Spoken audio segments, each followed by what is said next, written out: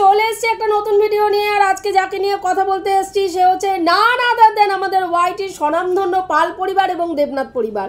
তো পাল পরিবার এবং দেবনাথ পরিবারকে নিয়ে কথা বলতে গিয়ে তোমরা দেখেছো যে রিসেন্ট যেই পরিস্থিতিটা ক্রিয়েট হয়েছে, মানে একটা পরিবারের মধ্যে কোনো বন্ডিং বলে বস্তু নেই। একটা পরিবারে প্রত্যেকটা মানুষ স্বার্থপর, প্রত্যেকটা মানুষকে ব্যবহার করে যাচ্ছে, সবাই সবার সুযোগ সুবিধা মতন ব্যবহার করছে, মা মেয়েকে ব্যবহার করছে। সব থেকে দুঃখজনক যেই ঘটনাটা আমাদের সামনে বর্তমানে উঠে এসছে সেটা হচ্ছে একজন মা, একজন স্বার্থপর মা নিজের চাহিদা, নিজের প্রয়োজন মেটানোর জন্য এতটা নিকৃষ্ট হতে পারে আজকের ডেটে দাঁড়িয়ে পিপলকে না দেখলে সেটা বোঝা যায় না। কেন বললাম? দেখুন, এই পিপল প্রথম স্বামীর সঙ্গে সংসার করতে পারেননি। কারণ কি না, তার যেটা শুনেছি আমরা যে তার স্বামী নাকি প্রচণ্ড অত্যাচারী ছিল, মারধর করতো, অত্যাচার করতো। সেই কারণের জন্য প্রথম স্বামীর কাছে টিকতে পারেনি। প্রথম স্বামীর কাছে টিকতে না পেরে সে কি করলো, সে একটা 10 বছরের ছোট ছেলের সঙ্গে প্রেম শুরু করলো। বিবাহিত অবস্থায় থাকাতেই প্রেম শুরু করলো এবং তারপরে সেই ছেলেটার সঙ্গে সে বেরিয়ে আসলো তার আগের স্বামীকে ডিভোর্স দিয়ে। এবার সেইখানে দাঁড়িয়ে ডিভোর্স দিয়ে যখন বেরিয়ে আসলো তখন কিন্তু সে নিজের স্বার্থে, মানে আরেকটা সংসার করার স্বার্থে তার প্রথম সন্তানকে বিসর্জন দিয়ে দিল। প্রথম সন্তানের সঙ্গে সমস্ত সম্পর্ক ছিন্ন করে দিতেও বাধ্য হলো। তার কাছে সেটার থেকেও বেশি ইম্পর্টেন্ট তখন ছিল তার এই সেকেন্ড যে সন্তান রয়েছে, এই ঝিমিকে নিয়ে তার এই টিপালের সঙ্গে সংসার করাটা বেশি প্রয়োজন মনে হয়েছিল এবং সেই কারণের জন্য কিন্তু প্রথম সন্তানকে সে ছেড়ে দিল। একজন মা তার প্রথম সন্তানকে, নিজের গর্ভজাত সন্তানের সঙ্গে সমস্ত রিলেশন বন্ধ করে দিল। ভাবুন, এগুলো কিন্তু একটা স্বার্থপরতার বিশাল বড় লক্ষণ। একজন মা যে কোনো পরিস্থিতিতে তার সন্তানকে কিন্তু ত্যাগ করতে পারে না, কিন্তু এই মহিলা করেছেন, নিজের স্বার্থে করেছেন, নিজের ভালো লাগা, নিজের সুখ ভোগ, নিজের আনন্দের জন্য কিন্তু করেছেন। এই মেয়েটাকে যখন বিয়ে বাড়িতে সেকেন্ড ম্যারেজ যখন করলো, এই মেয়েটাকে সুস্থ একটা পরিবেশ দিতে পারলো না। কারণ এই পুরুষটির সঙ্গেও যখন বিয়ে করলো তখন এর মধ্যে তৈরি হলো সন্দেহবাতিক।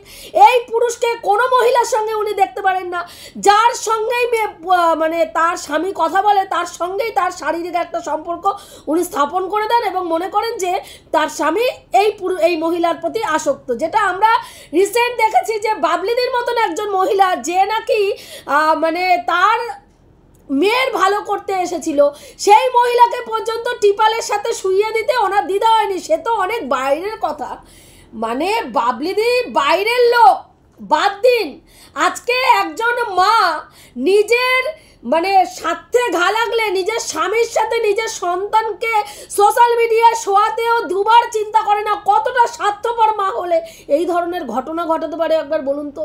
আপনারা আমার বাড়িতে মায়েদের সঙ্গে দেখবেন তো যে এই মহিলার কোনো রকম মিল খুঁজে পান কিনা, মেয়ের সাথে বাবা কথা বলছে, মা সন্দেহ করছে এবং সেটা সোশ্যাল মিডিয়ায় এসে বলছে এখন তো আমার প্রয়োজন নেই, এখন তো সবই উনি। এবং যখন স্বার্থে ঘা লাগছে এই মহিলাই সোশ্যাল মিডিয়ায় এসে বলছেন যে আমার স্বামী আমাকে নয় আমার সন্তানকে ভোগ করতে চায়, সেই কারণেই তার সংসার জীবন সে চায় না। এবং আজকে তারপরে যদি দেখবেন যে মায়ের এইরকম পরিস্থিতি, বাবা যখনই মেয়ে স্বামীর বাড়িতে যায় তখনই বাবার গাত্রদাহ শুরু হয়ে যায়। বাবা আজকে কিন্তু সোশ্যাল মিডিয়ায় মেয়ের ফেস ভ্যালুকে কেন্দ্র করে হিরো সেজে বসেছেন।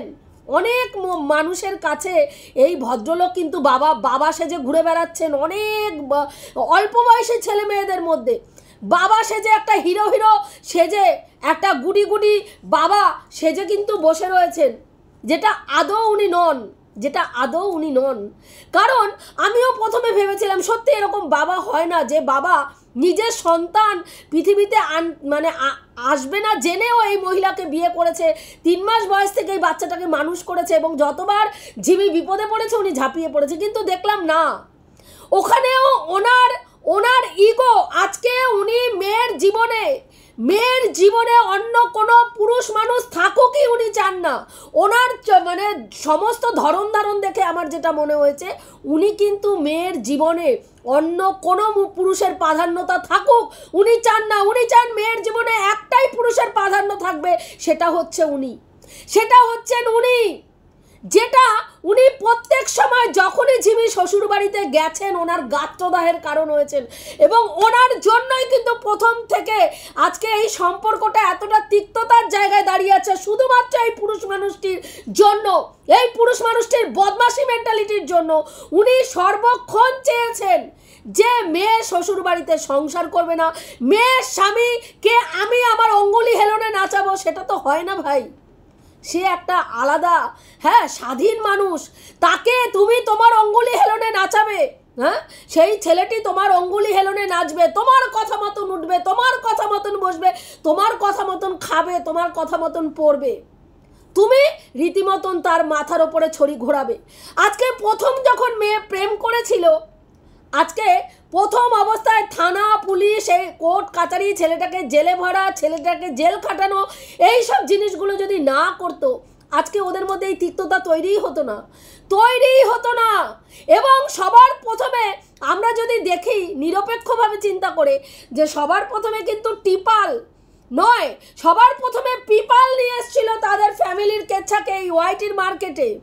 তার ইনস্টাগ্রাম আইডি হ্যাক হয়ে গেছে বলে কান্নাকাটি করে প্রথম ভিডিও আমি ওনার দেখেছিলাম সেইটা, এবং সেখানে মেয়ে জামাইকে মানে আর কি দায়ী করা হচ্ছে যে ওনার ইনস্টাগ্রাম হ্যাক করে নিয়েছে মেয়ে এবং মেয়ের জামাই, মেয়ে হ্যাক করে নিয়েছে। এবার সেটা নিয়ে কান্নাকাটি হুলুস তুলুস, তারপর থেকে কিন্তু একটার পর একটা সমালোচনা চলে গেছে।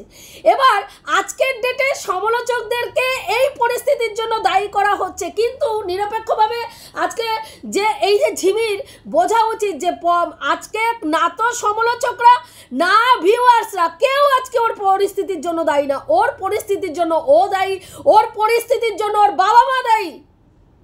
কারণ যে বাবা মা তার মেয়ের ভালো চায় না, যে বাবা মা মেয়েকে একটা পয়সা ইনকামের মেশিন ভেবে ফেলেছে, আজকে মেয়ের চিকিৎসার দরকার, বারবার 3টে বছর থেকে আমাদের মতন ক্রিয়েটাররা চিৎকার করে বলে যাচ্ছি ওর কাউন্সিলিং দরকার, ওর কাউন্সিলিং দরকার, ওর কাউন্সিলিং দরকার।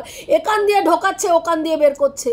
একটা দিনের জন্য আজকে বলুন 1 সপ্তাহ চলে এসছে ওই বাড়ির থেকে, 1 সপ্তাহের মধ্যেও এখনো পর্যন্ত বাবা মা একটা কাউন্সিলিং করাতে পারেনি মেয়েকে বিনা পয়সায়। এই ওয়াইটিতে যারা কাউন্সিলাররা রয়েছেন, ডক্টররা রয়েছেন, এরকম ওদের ভিউয়ার্সদের মধ্যে এমন কিছু ডাক্তার রয়েছেন যারা কাউন্সিলিং করেন, তারা বিনা পয়সায় বিনা পারিশ্রমিকে কাউন্সিলিং করতে চাইছে, তারপরে ওই ফ্যামিলিগুলো কাউন্সিলিং করাচ্ছে না। কত বড় ঔদ্ধত্য ভাবুন। আজকে এদের কাছে এই লাইভটা হয়ে গেছে একটা কন্টেন্ট, মেয়ের জীবনটা হয়ে গেছে একটা মা বাবার কাছে একটা কন্টেন্ট ইনকামের জরিয়া। মা মেয়েকে বিক্রি করে খাচ্ছে, বাবা মেয়েকে বিক্রি করে খাচ্ছে, স্ত্রীকে বিক্রি করে খাচ্ছে। যখন যার প্রয়োজন হচ্ছে, এরা 3টে মানুষ যখন যার যেরকম ভাবে প্রয়োজন হয়েছে, আমাদের সোশ্যাল মিডিয়ার সমালোচকদেরকে এরা ব্যবহার করেছে। ভাবুন তো, এই যে রিসেন্ট যেই ঘটনাটা হলো, যে ঝিমির শ্বশুরবাড়িতে ঝগড়া অশান্তি হলো, কথা কাটাকাটি হলো, সেই রেকর্ডিংটা বাবার সাথে মেয়ে কথা বলছিল। বাবা বারবার বলছে তুমি ডিসিশন নেবে তো, তুমি করবে তো, তুমি এই সিদ্ধান্তটা নেবে তো, তুমি এইটা করবে তো, মানে তুমি ওর নামে কেস করবে তো, তুমি ওর নামে অমুক করবে তো। প্রত্যেক সময় একটা মেয়েকে তার স্বামীর বিরুদ্ধে উস্কে গেছেন এই বাবা এবং মা। তুমি কেস করো, তুমি তোমার শ্বশুরবাড়ির লোককে এইভাবে হ্যারাস করো, তুমি তোমার শ্বশুরবাড়ির লোককে অমুক করো তমুক করো, এইভাবে সংসার হয় না ভাই। আজকে রিতমরা খারাপ, মেনে নিচ্ছি রিতমরা খারাপ, কিন্তু আজকে সেই জায়গাটাও কিন্তু এরা যে তার জন্য ধোয়া তুলসী পাতা সেটা কিন্তু বলা যাবে না।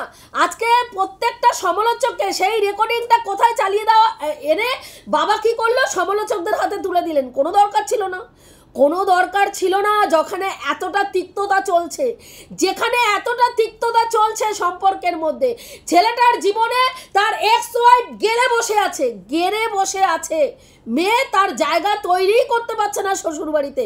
যতবার শ্বশুরবাড়িতে যাচ্ছে তাকে দিয়ে কেস কামারি হেনা তেনা করিয়ে মেয়েটাকে আরও শ্বশুরবাড়ির লোকদের কাছে খারাপ করে দেওয়া হয়েছে।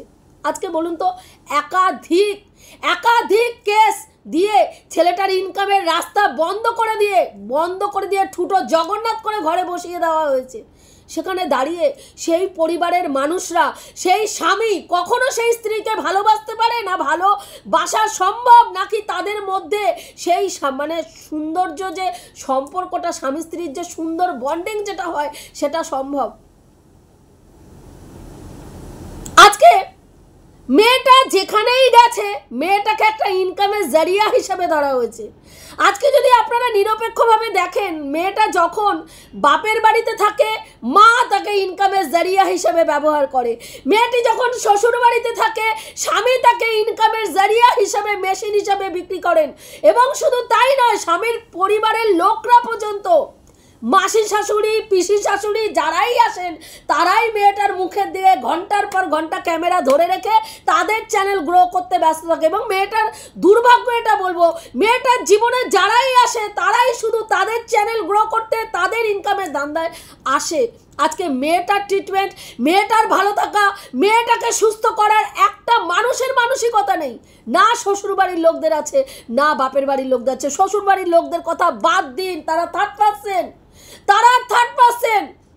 ওর সেই স্বামী নেয়া, যে তার স্বামী দাঁড়িয়ে থেকে ঢালের মতন দাঁড়িয়ে স্ত্রীকে প্রোটেক্ট করে স্ত্রীকে কি সুস্থ করবেন, সেই স্বামী এ নয়। এ হচ্ছে 12 জায়গায় মুখ মারা স্বামী। এটা বুঝতে হবে। একটা চরিত্রহীন পুরুষ মানুষ কখনোই এই মেয়েকে সুস্থ রাখার চেষ্টা করবে না। আজকে ও আপ্রাণভাবে চেষ্টা করে যাচ্ছে ঝিমি পাগল প্রমাণ করার জন্য, যাতে ও ওর এক্স ওয়াইফের সঙ্গে সংসার করতে পারে। এবং রীতিমতন ঝিমি আজকে 1 সপ্তাহ বেরিয়ে এসছে, ওর এক্স ওয়াইফের সঙ্গে কিন্তু দহরম মহরম শুরু হয়ে গেছে, ঘোরাঘুরি সমস্ত কিছু শুরু হয়ে গেছে। সেই খবর আপনারা পাচ্ছেন সোশ্যাল মিডিয়াতে। কার সাথে যোগাযোগ করেছিল, সে কি বলেছে লাইভে, যে তার মানে ভাই এবং ভাইয়ের বউ মানে প্রেমিকা ফোন করেছে, এই ধরনের সংবাদ শুনলাম আমরা। তাহলে আজকে একটা মেয়ে 1 সপ্তাহ থেকে বাপের বাড়িতে এসে বসে রয়েছে, মায়ের সময় হলো না, বাবার সময় হলো না যে মেয়েকে ট্রিটমেন্ট করানোর, মেয়েকে কাউন্সিলিং করানোর। আজকে মা কিসে ব্যস্ত, মেয়েকে নিয়ে কোথায় যাচ্ছে না, মেয়েকে নিয়ে তার বন্ধু বান্ধবীদের সঙ্গে দেখা করাতে নিয়ে যাচ্ছে, সেখানে গিয়ে মেয়ে নেচে নেচে রিলস করছে, মা ক্যামেরা করছে, ভিডিও নিজের চ্যানেলে ছাড়ছে, মানে সাবস্ক্রাইবার গেইন করছে, ভিউজ আর্ন করছে, আর মাসে মাসে মোটা টাকা রেভিনিউ ইনকাম করছে। এদের জীবনটা এর মধ্যেই, পুরো সোশ্যাল মিডিয়ার মধ্যেই আবদ্ধ হয়ে গেছে। সেখানে মেয়ে ভালো থাকুক না থাকুক, আজকে তো আমার মনে হয় এই মেয়েটা যতদিন সোশ্যাল মিডিয়ায় থাকবে ততদিন এই মা বাবা এই মেয়েকে বিক্রি করে খাবে। হাজবেন্ডের কাছে গেলে হাজবেন্ড বিক্রি করে খাবে, মা বাবার কাছে গেলে মা বাবা বিক্রি করে খাবে। এবং মেয়েটা কিছুতেই এই জায়গাটা মানতে পারে না যে ওর অনেক মেয়েরা এমন পরিস্থিতির মধ্যে থাকেন যারা প্রেম করে বিয়ে করলে শ্বশুরবাড়ির বাপের বাড়ির লোকরা না মানলে বাপের বাড়ির লোকের সঙ্গে চিরতরে সম্পর্ক বন্ধ করে দিয়ে স্বামীর সঙ্গে সুখে সংসার করে। বহু মেয়ে এমন আছে। কিন্তু এই মেয়ে বাপের বাড়ি শ্বশুর বাড়িকে আমার একসঙ্গে চাই, যেটা সম্ভব নয়। কারণ বাপের বাড়ির লোকরাও সোজা নয়, শ্বশুর বাড়ির লোকরাও সোজা নয়। দুটোই হচ্ছে খাপে খাপ পঞ্চুর বাপ, দুটোই বদমাস পরিবার, দুটোই নোংরা ফ্যামিলি। এবং এই দুটো নোংরা ফ্যামিলি এক জায়গায় হয়ে ছেলে ভাবে, স্বামী ভাবে আমি বাবার ওপর দিয়ে যাব, বাবা ভাবে আমি ওর স্বামীর ওপর দিয়ে যাব। এই যে ইগোর লড়াই, স্বামী এবং বাবার মধ্যে ইগোর লড়াইতে আজকে এই মেয়েটা পিষ্ট হয়ে এর লাইফটা পুরো স্পয়েলড হয়ে যাচ্ছে। আজকে ওর মানসিক স্থিতি ঠিক নয়, ও কোনো কথা স্ট্যান্ড পয়েন্ট নেই, স্ট্যান্ড পয়েন্টে স্থির থাকতে পারে না মেয়েটা। এখন একটা রকম কথা বলে, সেকেন্ডের মধ্যে আরেক রকম কথা বলে, আজকে একরকম বললে কালকে আরেক রকম বলে, পরশু দিন আরেক রকম কথা বলে। কারণ ওর চিন্তা শক্তিটা সেইটাই কাজ করে। ও যখন যেই রকম সুবিধাজনক নিজের সুবিধায় নিজের পক্ষে যেই ব্যাপারটা পরিস্থিতিটা করানো যাবে সেই পরিস্থিতি অনুযায়ী ও কথা বলে। দেখবেন খেয়াল করে, যখন বাবলি ম্যাডাম ওদের এই ব্যাপারটার মধ্যে আসলো তখন কি করলো, বাবলি ম্যাডামকে নিয়ে আসা হলো। বাবলি ম্যাডাম কিন্তু নিজের থেকে আসেনি, তাকে নিয়ে আসা হলো, তার কাছে দৌড়ে গেল, মা এবং মেয়ে গেল। বাবলি ম্যাডাম কিন্তু নিজে আসেনি, মা এবং মেয়ে দৌড়ে নিজেরাই গেল ওখানে মানে এই সমস্যার সমাধান করতে। ভালো কথা, সেই ভদ্রমহিলা 3 দিন লাইভ করে এই করে সাধারণ মানুষের মতামত নিয়ে সমস্ত কিছু করে একটা ডিসিশনে আসলো 3 জনই যাতে ভালো থাকেন, এইরকম একটা সিদ্ধান্ত নেওয়া হলো। এবং সেইখানে ও সিদ্ধান্ত নিল যে না, ও স্বামীকে ত্যাগ করবে, ওর স্বামী যাকে ভালোবাসে তাকে নিয়েই ভালো থাকুক, তার কাছেই থাকুক। ভালো কথা, মেনে নিল, মা মেনে নিল, বাবা মেনে নিল, মেয়ে মেনে নিল, কান্নাকাটি হলো, ত্যাগের প্রতিমূর্তি সাজলো সারা ওয়েস্ট বেঙ্গল, বাইরের লোকরাও, হ্যাঁ, সমস্ত লোকের চোখের জলে নাকের জলে ভেসে কাঁদলেন এই মেয়েটির জন্য। বাড়ি চলে আসলেন, মায়ের ধারণা হলো আমার মেয়ে তো যেই জন্য গেছিল সেই জন্য কিছুই হলো না, আমি তো কিছু বলতেই পারলাম না, আমি আমার সন্তানের জন্য কোনো মতামতই রাখতে পারলাম না। শুরু হয়ে গেল বাবলি ম্যাডামকে নিয়ে নোংরা থেকে নোংরা কথা বলা, এবং ওনার স্বামীর সঙ্গে রীতিমতন তাকে শুইয়ে দেওয়া হলো। তারপরে সেখানে দাঁড় করিয়ে তাকে অপমানিত করে, হ্যাঁ, তার নামে কুচরা ফুচরা রটিয়ে চলে যাওয়া হলো।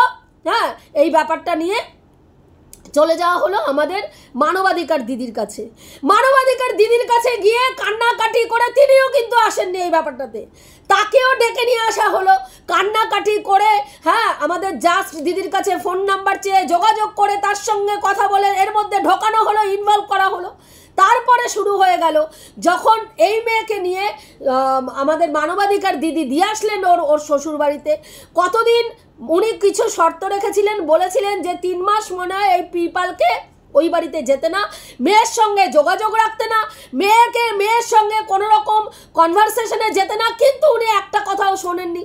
3 মাস যাওয়ার আগেই একদম মেয়ের মানে জামাইয়ের বাড়িতে মা শাশুড়ি গদগদ হয়ে গেল এবং স্বামীকে তখন আউট করে দিল। স্বামী কি না মেয়ের সঙ্গে সংসার করতে চায়, স্বামী মেয়েকে ভোগ করতে চায়, তাই স্বামীর সঙ্গে আউট, স্বামীকে বাড়ির বাইরে বের করে দিল। শুরু হয়ে গেল বেআইনকে নিয়ে একেবারে চরম লেভেলের আধিক্ষেতা চললো। ফ্রিজ দেওয়া, ওর নাম কি বলে, এসি দেওয়া হলো, সেই সব দিয়ে টিয়ে এইসব করে টোরে কাগজপত্র ওখানে কিছু মেয়ের ডকুমেন্টস কিছু দিয়ে টিয়ে এসে টেসে, তারপরে যখন দেখলো যে এইবার এরা তো মেয়েরকে ব্যবহার করার অন্য ধান্দা করছে, মেয়েকে বাড়ির থেকে ডিভোর্স করানোর চেষ্টা করছে, ব্যাস তার মধ্যে আমাদের মানবাধিকার দিদিকে নিয়ে নোংরা থেকে নোংরা কথা বলে টোলে, হ্যাঁ, উনি আমাদের চালাতে চাইছেন, উনি আমাদের মাথার ওপরে ছড়ি ঘোরাতে চাইছেন, উনি আমার এই করেছেন, উনি আমার সেই করেছেন। সেই একই কেস বাবলি ম্যাডামের মতন এনাকে নিয়েও শুরু হয়ে গেল। এবং যথারীতি যখন দেখলো মেয়ে বিপদে পড়েছে, মেয়েকে ডিভোর্স করানোর জন্য নিয়ে গেছে তার হাজবেন্ড, তার মধ্যেও যে ক্যাচালটা হয়েছে সেই ক্যাচালের জন্যও মাদাই। ওরা কিন্তু সুস্থভাবে সংসার করছিল এবং সেইখানে ওর নাম কি বলে, খাট কিনতে গেছিল। আমরা লাস্ট ভিডিও দেখেছি রিতমের চ্যানেলে, খাট কিনতে গেছে, খাটের জন্য টাকা পয়সাও দিয়ে এসছে, 2 দিন পরে খাট আনবে। হ্যাঁ, সেখানে তার কাকিমা কোনো একটা জায়গায় কমেন্ট করেছেন, সেই কমেন্টটা স্ক্রিনশট নিয়ে মা পাঠিয়ে দিল কার কাছে, মেয়ের কাছে, যেখানে মেয়ে মানসিকভাবে অসুস্থ, পাঠিয়ে দিল। এবং মেয়ের বক্তব্য স্বামীকে মানে ওর হাজব্যান্ড ওই নিয়ে কোনো কথা বলুক, এবং সেখানে রিতম বলেছে না আমি তোমার ফ্যামিলির কোনো ব্যাপারে আমি ঢুকবো না। এইটা নিয়ে স্বামী স্ত্রীর মধ্যে বচসা, এবং সেখানে রিতমও অপমানজনক কথা বলেন, তার স্ত্রীকে অপমানজনক, ঝিমিকে অপমানজনক কথা বলে, এইসব নিয়ে স্বামী স্ত্রীর মধ্যে লড়াই লেগে গেল। তারপরে পরের দিনকেই মেয়েকে নিয়ে চলে যাওয়া হলো কোথায়, কারণ ওরা সুযোগের সদ্ব্যবহার করার জন্য বসে রয়েছে। কারণ এই রিতম মেয়েটিকে ভালোই বাসে না, মেয়েটার সঙ্গে সংসার করার তার বিন্দুমাত্র ইচ্ছা নেই। সেখানে তার ওপরে গিয়ে এক তো জোর করেই তাকে দিয়ে আসা হয়েছে, সেখানে সে সুযোগ খুঁজে যাচ্ছে কখন কোন পরিস্থিতিতে এই মেয়েটাকে ঘাট থেকে নামাবো, তার পুরো ফ্যামিলি চেষ্টা করে যাচ্ছে।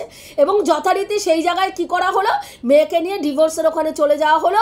তখন মা কান্নাকাটি করে, হ্যাঁ, আমাদের এই পিপাল কান্নাকাটি করে আমাদের মানবাধিকার দিদির কাছে আর্জি জানালো এবং তিনি ডিভোর্সটাকে থামিয়ে দিলেন। তারপরে মেয়েটিকে আবার নিয়ে আসা হলো, এই হলো ওই হলো, সেই একই জিনিস। তারপর থেকে আবার সেই চলছে চলছে চলছে। মা এইদিকে প্রতিদিন মেয়ে জামাইয়ের জীবনে ঝামেলা লাগলো, উনি করলেন সেই ঝামেলা। মেয়ে শ্বশুর বাড়িতে থাকতে পারলো না, বাবা গাড়ি পাঠিয়ে মেয়েকে নিয়ে চলে আসলেন। মা বাবা রোমান্টিক রিলস দিতে ব্যস্ত, যেখানে মেয়ের স্বামীর টালমাটাল পরিস্থিতি। পুরো অর্থনৈতিক জায়গাটা একটা সংসারের মেন ভিত দাঁড়িয়ে থাকে অর্থনৈতিক সংস্থার ওপরে। যে বাড়িতে পুরুষ মানুষ আর্থিকভাবে সচ্ছল না হয় সেই সংসার মৃত হয়ে যায়, সেই সংসারের মানুষগুলো মৃতপ্রায় হয়ে বাঁচে, এটা বাস্তব সত্যি। অর্থ হাতে না থাকলে ভালোবাসা তো দূরস্থ, জীবন সংগ্রামে এক পা এগোনোর মতন পরিস্থিতি থাকে না। সেখানে একটি ছেলেকে পুরোদমে একেবারে তার ইনকামের জায়গা বন্ধ করে দেওয়া হলো, দিয়ে তারপরে চেষ্টা করা হচ্ছে মেয়ে সেই বাড়িতে সংসার করবে, মেয়ে সেই বাড়িতে ভালো থাকবে, মেয়ে সেই বাড়িতে মেয়েকে মাথায় করে রাজকুমারীর মতন রাখা হবে। মেয়ে বেলা 1টায় উঠবে, মেয়ের সামনে কফি ধরা হবে, মেয়ের সামনে চিকেন পকোড়া ধরা হবে, মেয়ের সামনে ডিম সেদ্ধ ধরা হবে। যেখানে তাদের অর্থনৈতিক অবস্থা টালমাটাল খাচ্ছে, সেখানে সম্ভব? আপনারা একটু নিরপেক্ষভাবে বলুন তো, সম্ভব? যে সংসারে ইনকাম নেই, যে সংসারে ইনকাম নেই, সে সংসারে ব্যয় করার মতন মানসিকতা কারো থাকে? যে সংসারে একটা ডিম কেনার সংস্থা থাকে না, সে সংসারে 5টা ডিম কেনার চিন্তা হয় কখনো? হয় না, এটা সম্ভব না, এটা বাস্তব সত্যি। আজকে মা সেখানে কি করছে? রোমান্টিক রিলস করছে। ভাবুন, মেয়ের সংসার টালমাটাল খাচ্ছে, মেয়ের হাজবেন্ড, মেয়ের জামাই, একটি মাত্র মেয়ের জামাইকে বিভিন্ন রকম আইনি ঝামেলার মধ্যে পড়ে গেছে, তার মোবাইল সিজ করা হয়েছে, তার ইনকামের জায়গা বন্ধ করে দেওয়া হয়েছে, মা বাবা রোমান্টিক রিলস করছে। আপনাদের মনে একবারও প্রশ্ন জাগেনি যে এরা কি ধরনের বাবা মা? এরা আদৌ বাবা মা তো? এরা আদৌ বাবা মা তো? এর পেট থেকেই এই সন্তানটার জন্ম হয়েছিল তো। যেই মা একটা সন্তানকে ছেড়ে এসছে নিজের স্বার্থে, আজকে দ্বিতীয় সন্তানকেও উনি ব্যবহার করছেন নিজের স্বার্থে। আজকে প্রথম সন্তানকে উনি ছেড়ে এসছেন ওনার স্বার্থে, আজকে সেকেন্ড সন্তানকে উনি ব্যবহার করছেন ওনার স্বার্থে। আজকে মেয়েকে সেখানে মা বাবা রোমান্টিক রিলস দিতে ব্যস্ত, যেখানে মেয়ের শ্বশুরবাড়ির প্রত্যেকের ভিডিও করা বন্ধ হয়ে গেছে। তারপরে কি করলেন? মেয়েকে নিয়ে আসলেন। মেয়েকে নিয়ে আসার পরে মা কি করলো? মেয়েকে আনার পরেই মেয়ে বাড়িতে এসেই হাফ প্যান্ট পরে নিল, আর বাবা সেটাকে ক্যামেরা বন্দি করে ভিউয়ার্সদেরকে দেখালো, যাতে সেটা নিয়ে সমালোচনা হয়। আজকে সমালোচকদের দায়ী করে লাভ নেই। সমালোচকরা কোনো সময় ইচ্ছা করে চায়নি এই সমালোচনা করতে, এবং তাদেরকে খোরাক তুলে দেওয়া হয়েছে প্রতি সময়। কখনো ফোন করে খোরাক তুলে দেওয়া হয়েছে, কখনো ডাইরেক্ট ভিডিওর মাধ্যমে খোরাক তুলে দেওয়া হয়েছে। আজকে সাধারণ মানুষ কেন এই মেয়েটাকে নোংরা কথা বলছে? কারণ এর কোনো স্ট্যান্ড পয়েন্ট নেই। এ এক এক সময় এক এক রকম কথা বলে। কখনো শ্বশুর বাড়িতে থাকলে বাপের বাড়ির নামে নিন্দা করে, বাবার চরিত্র নিয়ে নোংরা থেকে নোংরা কথা বলে, মাকে নিয়ে নোংরা থেকে নোংরা কথা বলে, আর যখন শ্বশুর বাড়ির থেকে বাপের বাড়ি চলে আসে তখন স্বামীর নামে নোংরা থেকে নোংরা কথা বলে। এবং শ্বশুর বাড়িতে পান থেকে চুন খসতে পারে না।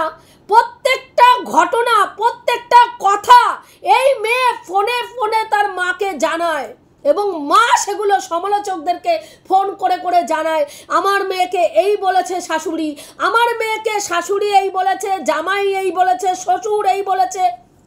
তাহলে এরকম করে কোনোদিনও কোনো সংসার হয়? আমরা মেয়েরা সংসার জীবন করতে এসে কত কিছু সহ্য করি, কত কিছু সহ্য করি, ধারণা করার বাইরে। আমাদের বাবা মারা জানতেও চায় না, জানতেও আসে না, জানতেও পারে না, জানালেও কোনো ব্যাপার যদি সহ্য করার মতো না হয়, জানালেও কি বলে জানেন? তুমি ওখানে সংসার করতে গেছো, তোমাকে সব কিছু মানিয়ে সংসার করতেই হবে, কিছু করার নেই। আর এদের পরিস্থিতি দেখুন, পান থেকে চুন খসলে মেয়ে যেই মাকে বলে, মা বলে লোটা কম্বল সম্বল করে চলে আয়, তোর মা বাবা বেঁচে আছে, চলে আয়, এক্ষুনি চলে আয়, গাড়ি পাঠাচ্ছি, এক্ষুনি চলে আয়, জামা কাপড় রেডি করে নাও। তাহলে সেই মেয়ের পক্ষে সংসার করা কোনোদিনও সম্ভব? আজকে একটি মেয়েকে পুরো সোশ্যাল মিডিয়ায় তার বাবা মা তার পয়সা ইনকাম, তাদের ফেস ভ্যালু বাড়ানোর জায়গা তৈরি হিসাবে ধরে নিয়েছেন। আমার তো মনে হয় এই ঝিমির সুস্থভাবে বাঁচা কোনো দিনও সম্ভব না, যত দিন না সোশ্যাল মিডিয়া থেকে এই ফ্যামিলিগুলো সরে যাবে।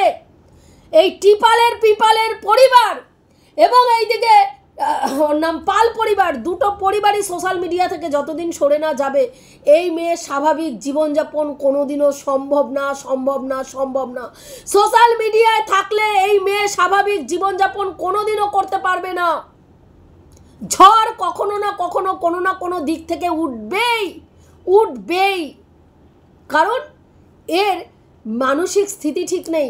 এবং কাউন্সেলিং করাতে গেলেও একে ধীর স্থিরভাবে পুরো ফ্যামিলিকে, শুধু শ্বশুরবাড়ি নয়, বাপের বাড়ি শ্বশুরবাড়ি উভয়কেই এই মেয়ের সঙ্গে সঙ্গ দিতে হবে, তবেই গিয়ে মানসিকভাবে সুস্থ হতে পারবে।